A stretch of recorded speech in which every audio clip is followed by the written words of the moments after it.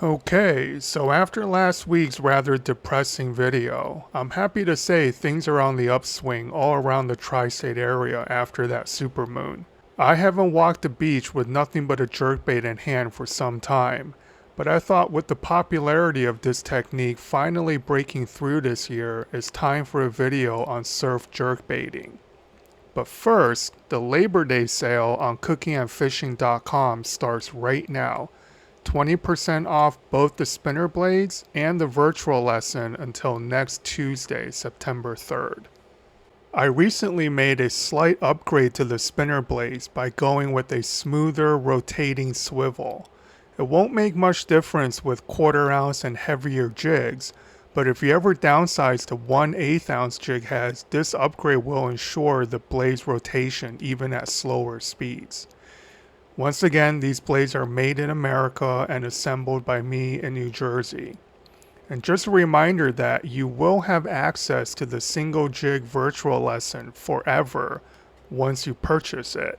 I do plan on adding sections and updates to the virtual lesson over the winter, and anyone who already owns the course will have access to the updated version as well. Now, to everyone who has already purchased anything from cookingandfishing.com, thank you. I really do appreciate the support, and any feedback on either product is welcome.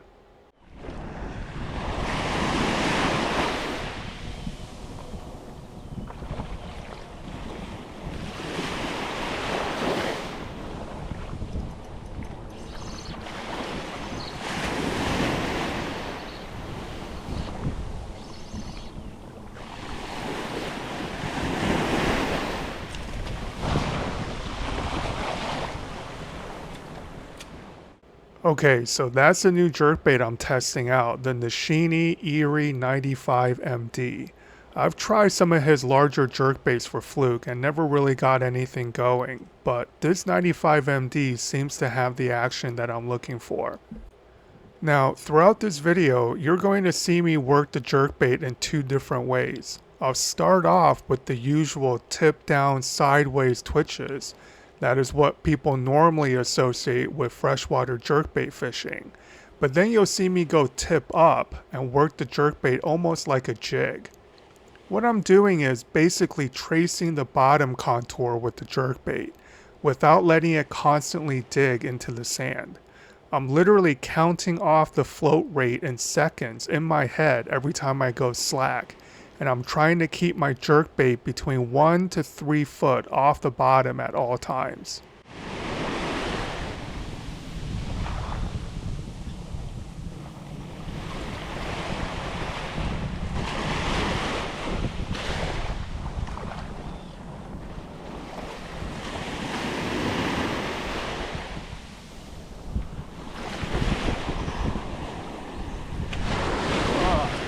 Hell, right?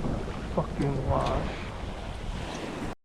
Yeah, so that's going to happen a lot this trip. The water is still a little dirty from the moon tide, and I think that's causing a lot of fish to miss the bait and you end up pulling hooks. A very common occurrence with small treble hooks and hard baits. Fucking hell. Okay, here I'm back throwing my Lucky Craft Pointer 78 DD, the jerkbait I have the most confidence in out front in the surf zone.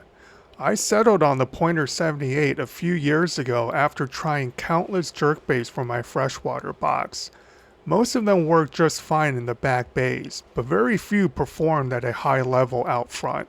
One reason is the natural buoyancy of this bait. Lucky Craft made most of them a higher float than other quote suspending jerkbaits, and they compensate by adding ridiculously large stock treble hooks to make them suspend. So tuning them to my preferred float rate of roughly 1 to 1.5 foot per second is as easy as swapping out the stock hooks to a number 7 gammy treble in the belly and a number 2 owner inline single in the tail. That gives most of the Pointer 78 DDs the perfect float rate to stay in the wash as long as possible, giving you understand how to position the bait there with your rod tip and line tension.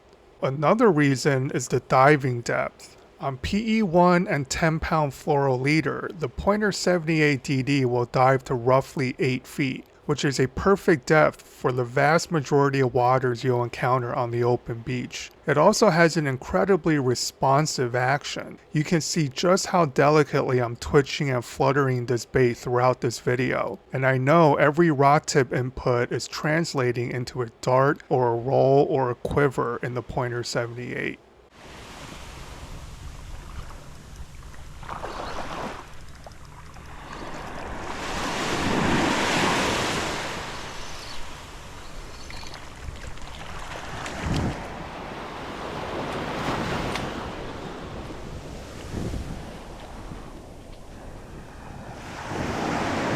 Now, you could go out and just twitch and pull a jerkbait back to the lip on every cast and catch fish, sometimes.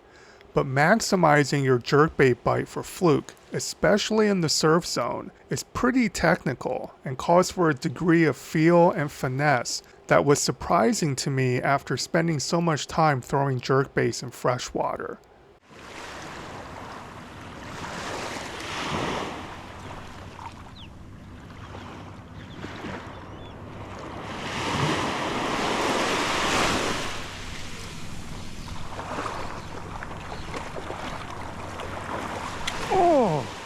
Because fluke are on the bottom feeding up, keeping track of your jerkbait's vertical position in the water column is paramount.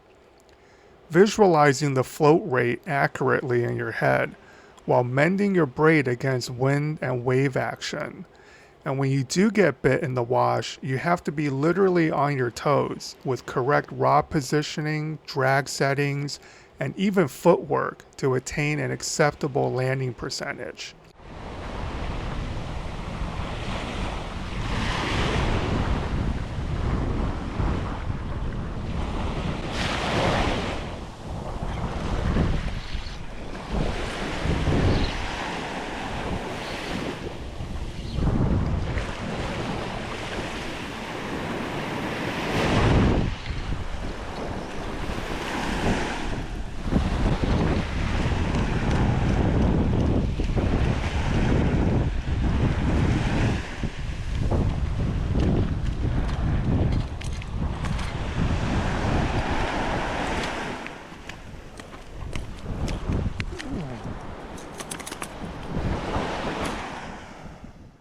Yeah, this is how you want every fluke to eat your jerkbait, head first. I don't think this fish was even hooked past the barb. The bait is literally stuck in his jaw sideways. When they eat it like this, you almost can't mess it up. The only danger is trying to drag up a true monster past the wash. Uphill, dead weight on 10-pound leader. That could end up in heartbreak. But going heavier really deadens the action on most jerkbaits, especially a little finessey jerkbait like the .78.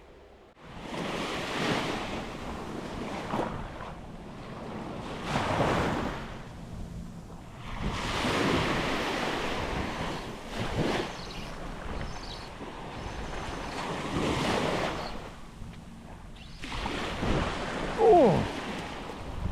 God!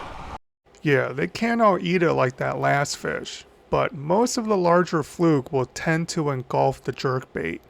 They have better aim and are more confident hunting in that shallow wash.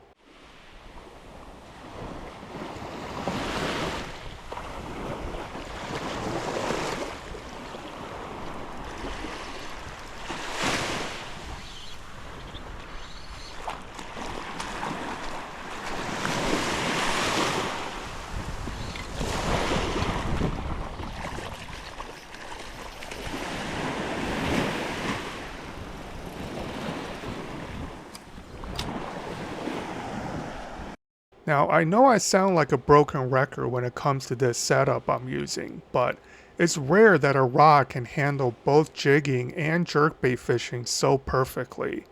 The Steve's AGS taper is complex, yet transitions so smoothly from tip to backbone, and is sensitive enough that I'm feeling every single slackline braid bite. To be perfectly honest, I'm ready for a new rod. I've been using this Steve's for almost 4 years now, but nothing on the market is comparable at the moment. And as usual, all the gear I'm using in this video will be linked in the description below.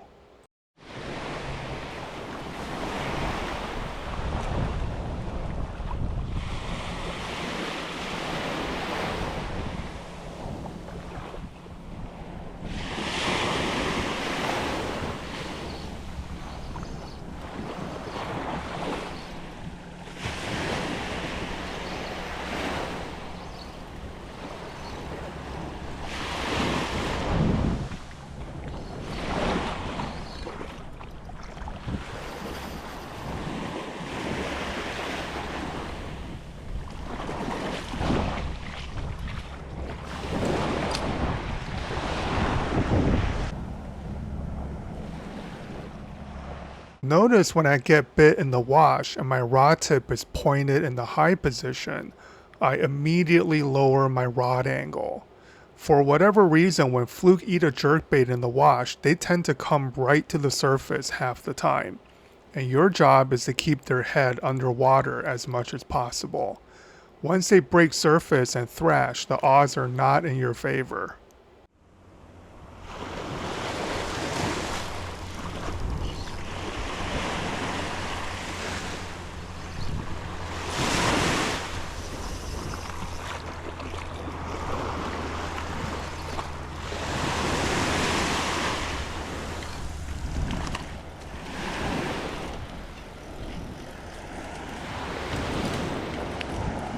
Now check out how this fish is hooked. It's funny, there's a built-in excuse for losing fish on a jerkbait because after all, you have no control over how they're eating it. When you lose a big fluke on a jig, however, it is almost always a result of poor mechanics on the hook set and the subsequent fight.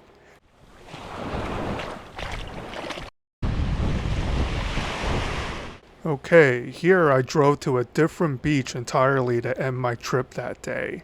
I wanted to know if the bite improved at other spots, and it's important to devote some portion of every trip to exploring. That way you get a fuller picture of how things are developing in your area, so leaving fish to find fish isn't always a bad idea, and in this case it paid off almost immediately.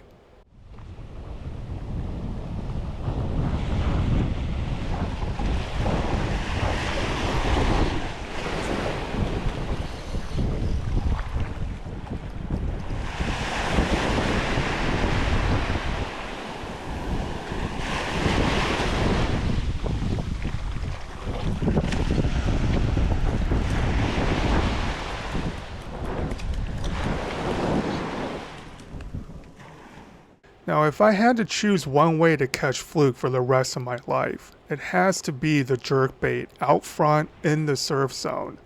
It's much more situational than using gulp on a single jig, but of all the ways I come up with to put a hook in a flatfish, the open beach jerkbait bite still gets me the most excited.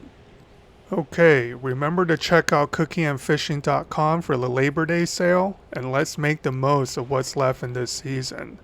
Tight lines, and I'll catch you guys on the next one.